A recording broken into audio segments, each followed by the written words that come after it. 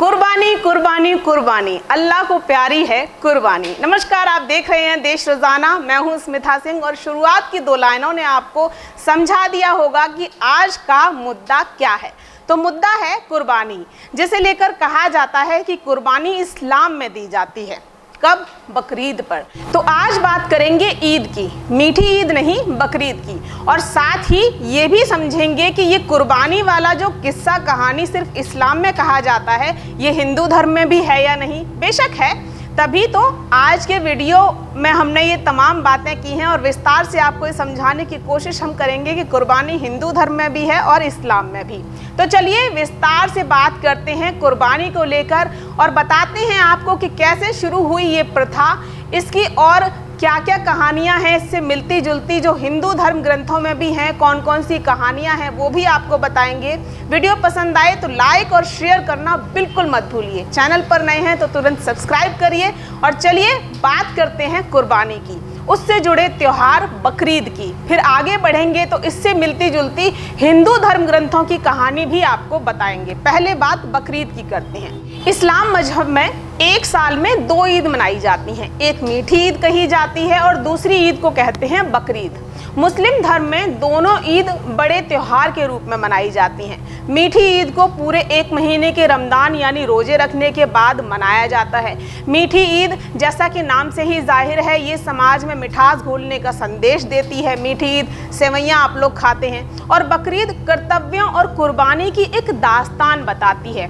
ईद उल अजहा जिसे बकरीद भी कहा जाता है, इसे अल्लाह की राह में दी जाने वाली फर्ज की कुर्बानी का दिन कहा जाता है।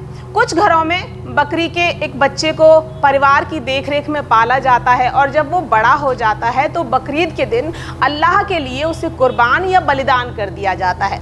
कुछ लोग जो बकरी के बच्चे को नहीं पाल पाते या नहीं पालते, पालना नहीं चाहते, पाल नहीं सकते, तो वो बाजार से उसे खरीद कर लाते हैं और कुर्बानी देते हैं। लेकिन सवाल ये कि ये कुर्बानी दी क्यों जाती है?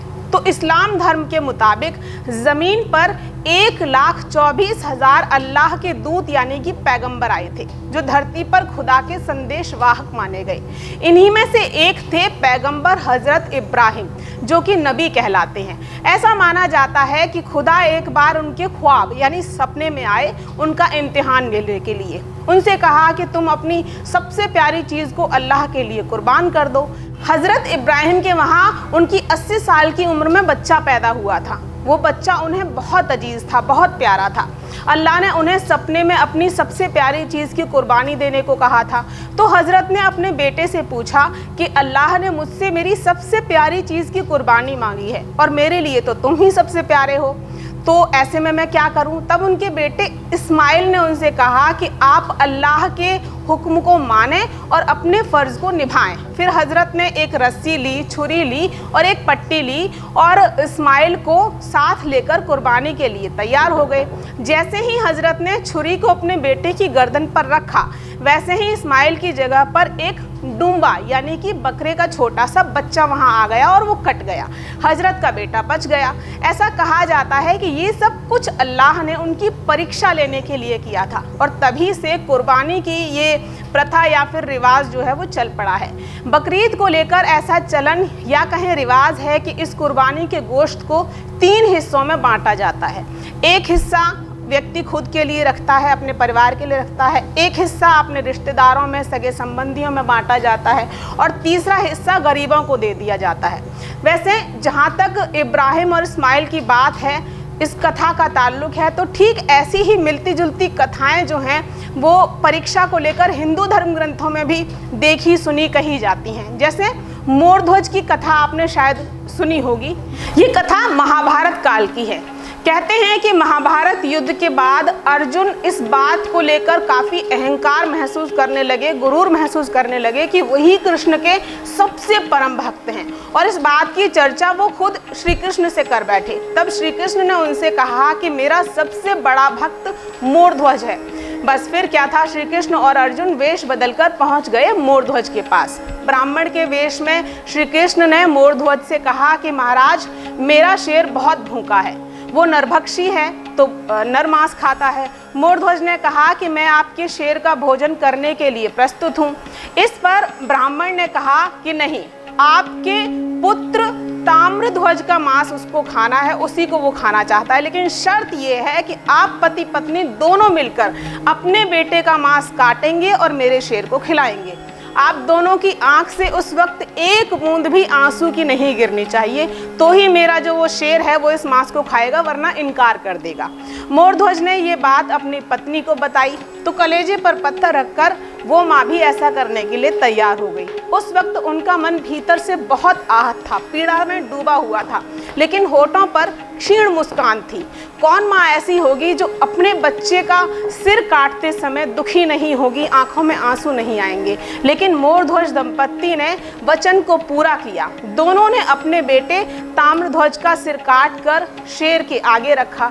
तभी श्री कृष्ण अपने असली रूप में आ गए और मोरध्वज से बोले कि मैं तुम्हारी परीक्षा ले रहा था। उन्होंने मोरध्वज के बेटे को पुनर्जीवित कर दिया और इस तरह अर्जुन का ये अहंकार भी दूर हुआ कि वही श्री कृष्ण के परम भक्त हैं। ये ताम्रध्वज था जिसने इस घटना से कुछ ही दिन पहले जो महाराज युधिष्ठिर थे उनके द्वारा अश्वमेध यज्ञ जो हुआ था उसके लिए छोड़े गए अश्व को रतनपुर की सीमा में पकड़ लिया था।